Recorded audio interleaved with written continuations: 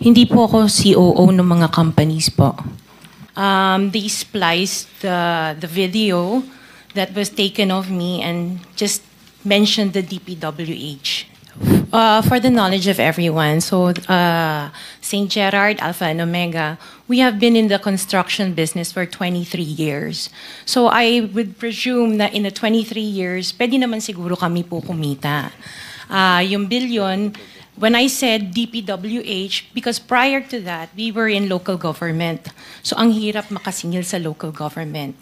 They spliced the video that was taken of me and just mentioned the DPWH. So contractor na po kami for 23 years. So you're saying that the television station and the persons interviewing you edited your answers? I think so, sir. Kasi I did mention that I was doing local government as well as private po. If I may, with the permission of the chairman, Senator President Pro Tem. Ma'am Sara, ano ba naging trabaho niyo bago kayo pumasok sa mga kontrata sa gobyerno?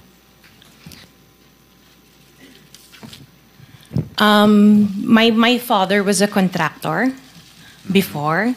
Nangongontrata rin pero siya? yes po, Nangongontrata rin sa for DPWH? LGU po.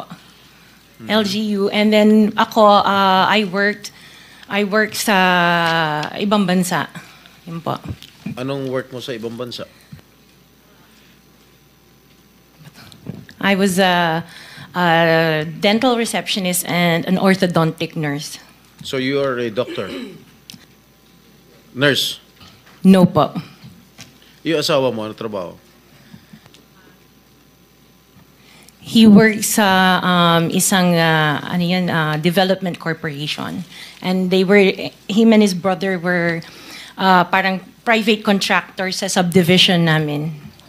Paano kayo, how were you enticed to join the mga kontrata sa DPWH? Who influenced you? Wala naman po. Nakita namin on PhilJeps na may mga projects na pwede palang mag-join. So we joined the bidding na we know that we were qualified for. All right, Mr. Chair, I would like to reserve all my questions if my turn comes already. Thank you, Mr. Chairman. To continue, Senator, Mr. Chairman. Mr. Chairman, Okay, with the permission of Senator Minority Leader. So, the Minority Leader. Ma'am, very clear man yun sa video na sinabi mo. Kung kailan kayo kumita ng malaki, sabi mo, noong nag-DPWH na kami. Ngayon, gusto mong i-attribute yung wealth ninyo going back noon pa sa tatay mo, noong nagsimula kayo ganon. Pero very clear, the video won't lie. Sinabi mo, noong nag-DPWH na kami. Yes po. So, kailan ba kayo nag-DPWH? Parang sometime in 2012, nag-start kami with DPWH. Can you be definite with your answer? Parang 2012? Oh, please, because you're under oath, please. Yes po. Make sure of your answers. Sometime in 2012, we started with DPWH. We started with joining biddings. Pero prior to that, we were with local government. Yung mga flood control projects, kailan kayo nag-engage ng flood control projects sa DPWH? Siguro mga 2016 onwards. Please make sure of your answer. Yes po, 2016 onwards po. 2016 onwards? Yes po. 2016 onwards. May follow-up Yes, ka sir. ba? Okay. Go ahead, sir. Go ahead. All right.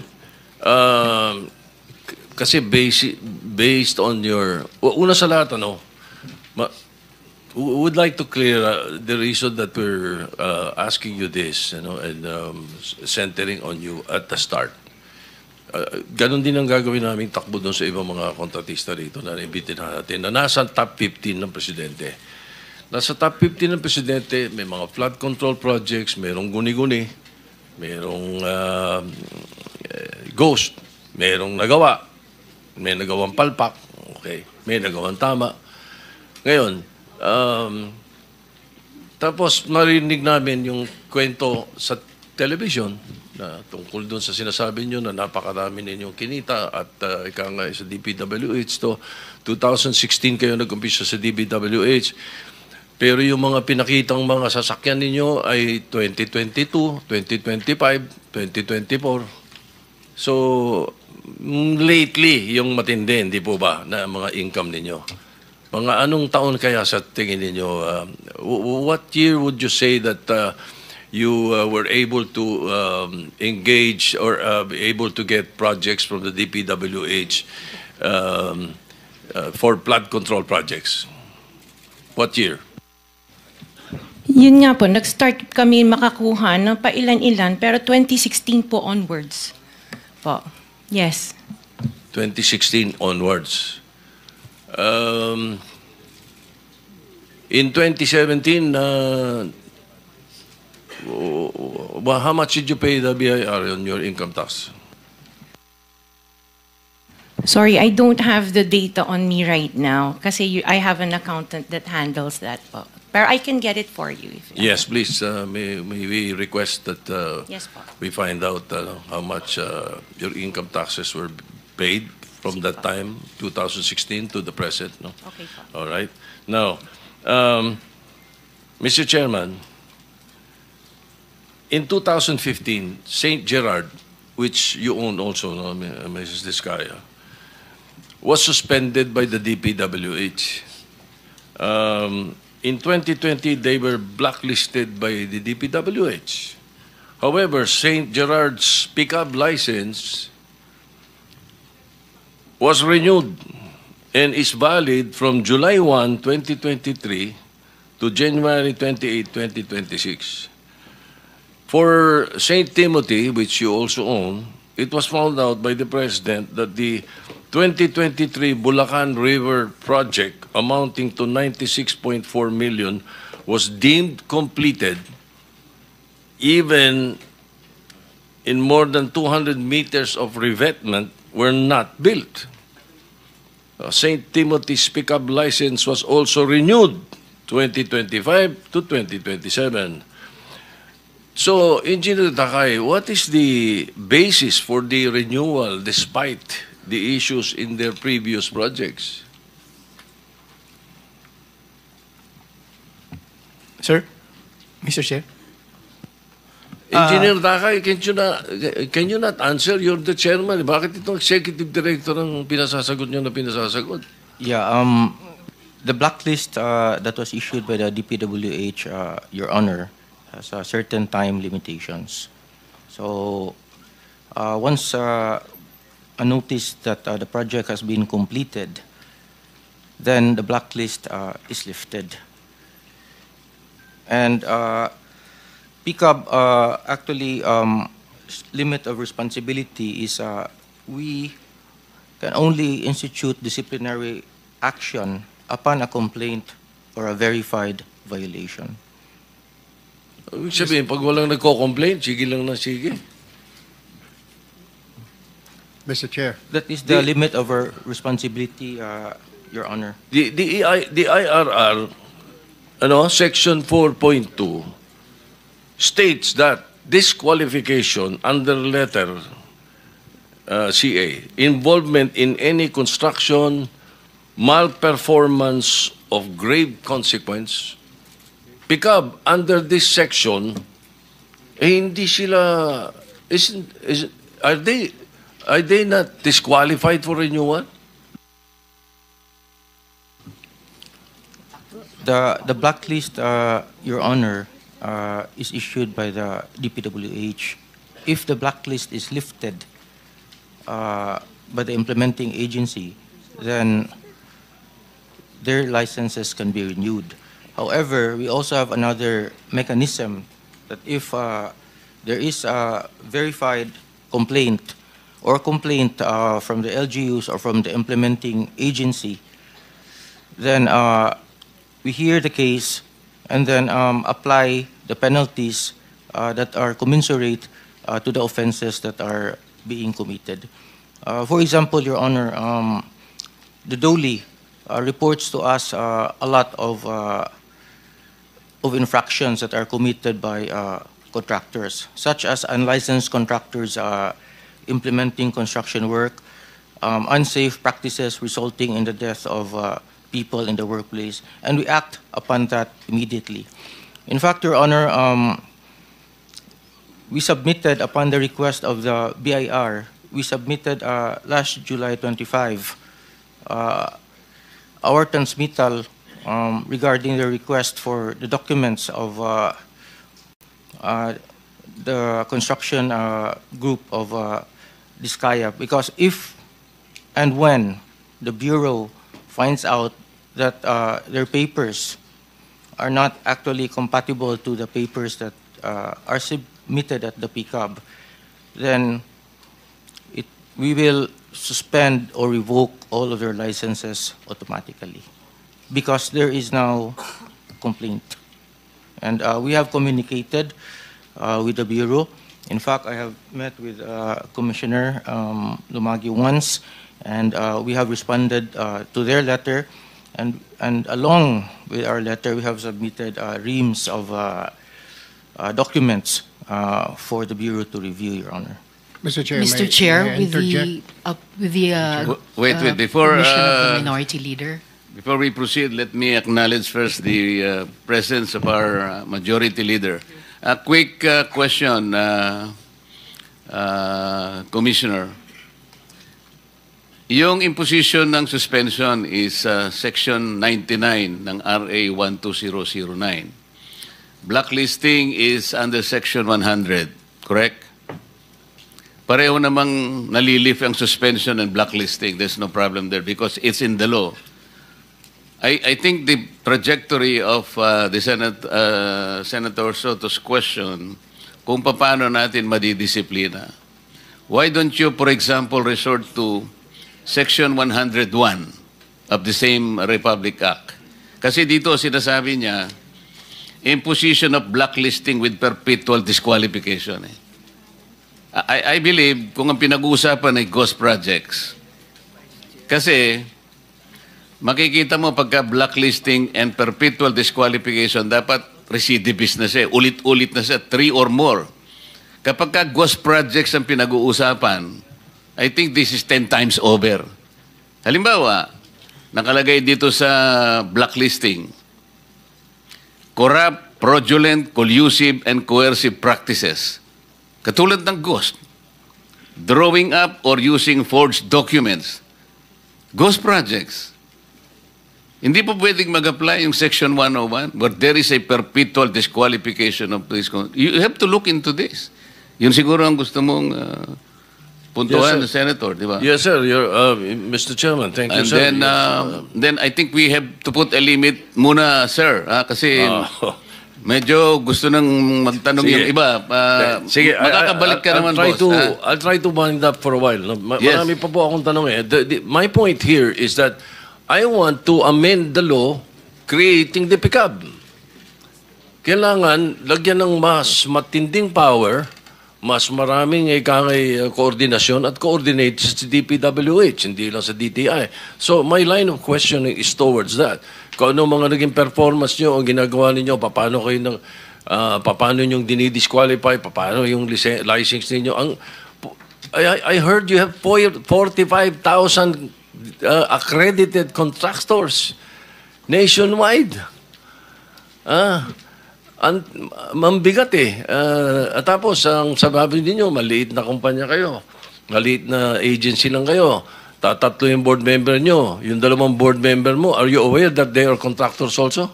Engineer Dakay? Yes, Your Honor. I am aware. In fact, EGB has actually filed a voluntary leave of absence the day after their name appeared on the list of the So president.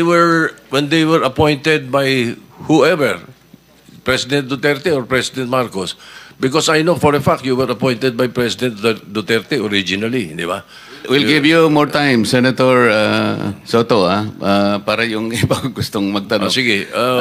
Let me just re-emphasize, lahat po dapat makapagtanong, but ilimit muna natin sa first 5 minutes Pagkatapos pag may time tayo, balikan po natin ang bawat isa. Senator Tulfo. Thank you, Mr. Chair.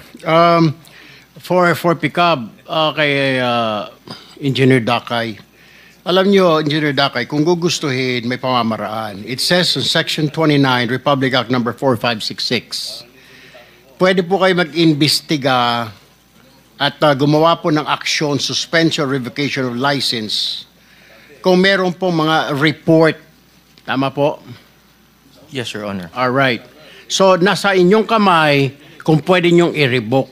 Hindi po ba kayo nag-iimbestiga na maaring yung ilang mga tao ninyo ay naareglo at nababayaran kaya bigay na lang na lisensya? Take the case po dito sa Diskaya. 3 na po ang kumpanya, isa lang may-ari. Pag na-blacklisted, apply. So, ibig sabihin po ba, kung may kumpanya ako, mabablacklist, gagamit lang ako ng ibang pangalan, mag-a-apply ako, pwede na naman. And then I can apply again, same project or same agency, kahit na na-blacklist ako ng DPWH.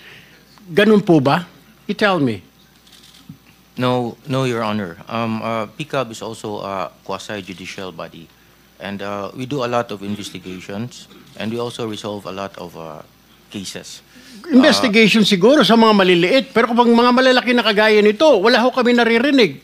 Bakit 15 po sila na nagkunsabahan, binulsa yung pera ng bayan, 1.3 trillion, wala tayong narinig. Ngayon, nandito kayo, nagpapaliwanag, sasabihin nyo, meron kayong quasi-judicial. Nasaan yung quasi-judicial? Bakit yung pinayagan nangyari? 2022 hanggang 2025, 3 years, engineer. Wala kayong ginawa, hindi nyo kinansela yan. Isang kumpanya, tatlo pa. Yung isang may-ari. Wala kayong ginawa. Ngayon, pinapakita yung sa amin dito na meron kayong ganito, meron kayong... Nasaan yun sinasabi mo? 3 years. I understand very well your concerns, Your Honor, and I appreciate that very much.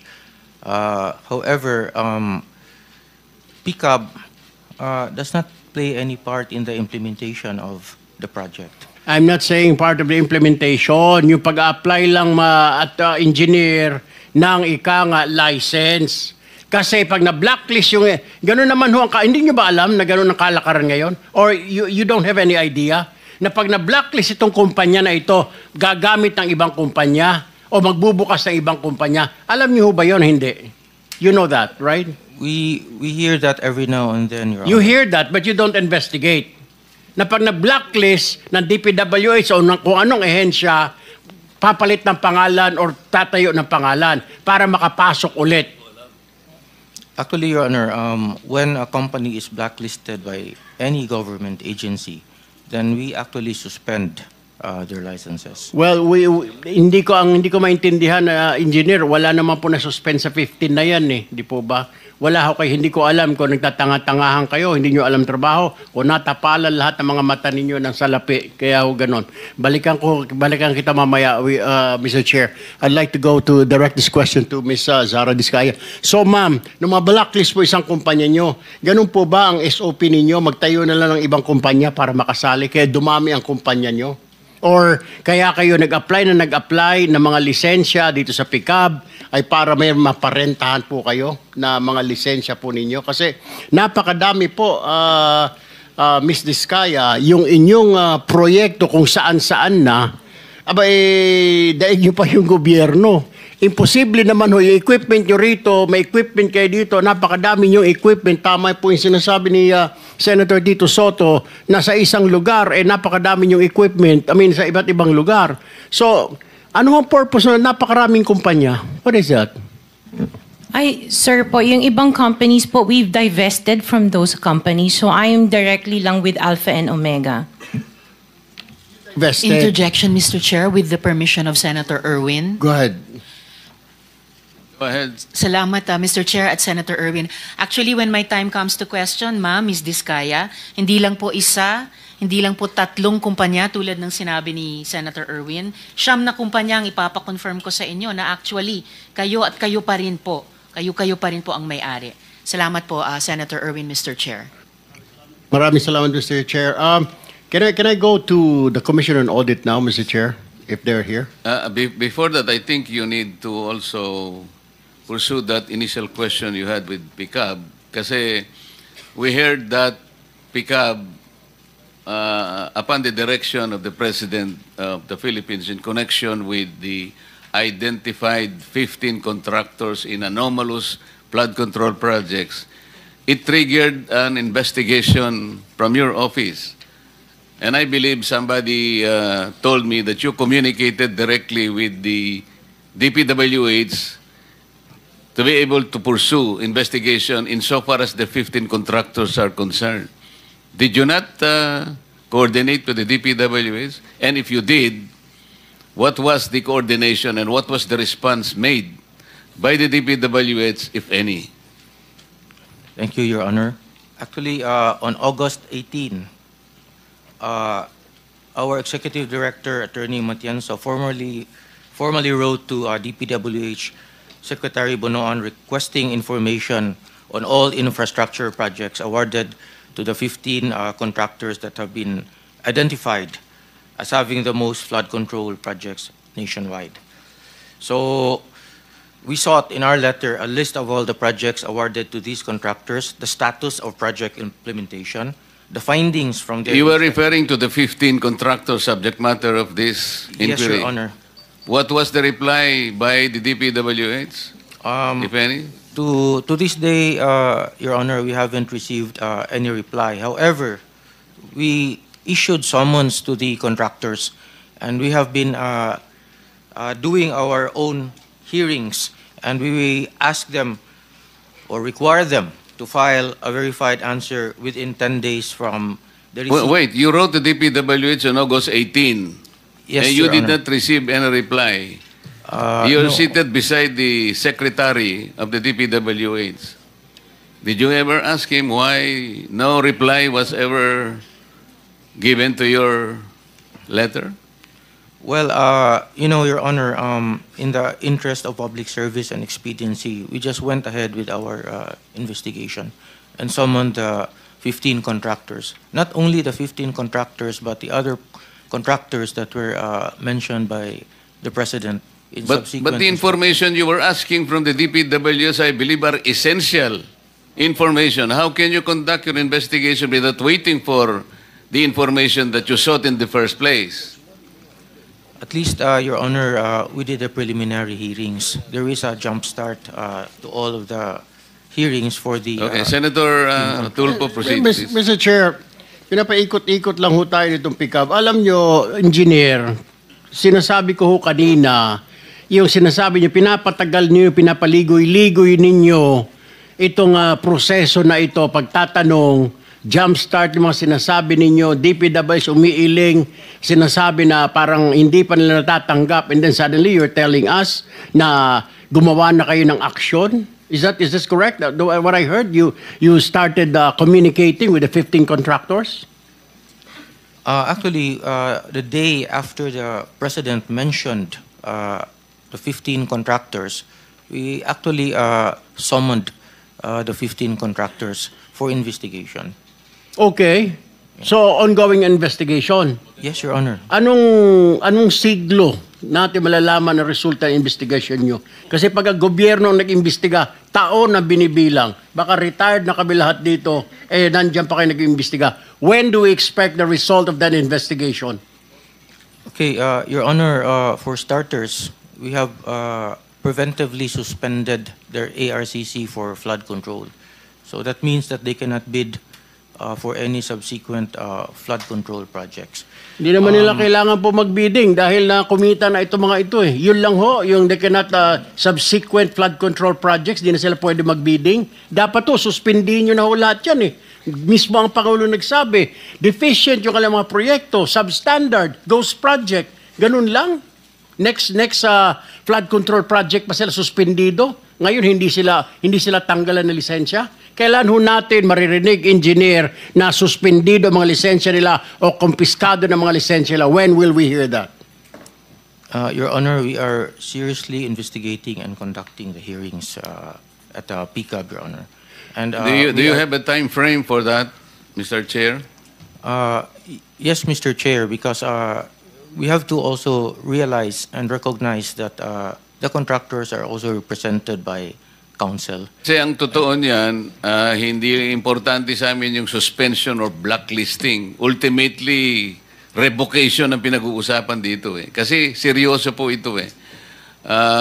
I would request my colleagues to also put in perspective ang hinahanap po natin dito yung mga ghost projects. So gusto ko pong marinig po yung mga tanong ninyo. Hanapin po natin sa DPWH. Kasi importante po ito, kailangan nating ilagay muna sa umpisa. Bakit po yung ipinangako ng mga ghost projects na dapat sana ito yung ating sinusubaybayan ngayon, kagaya po ng aking opening statement.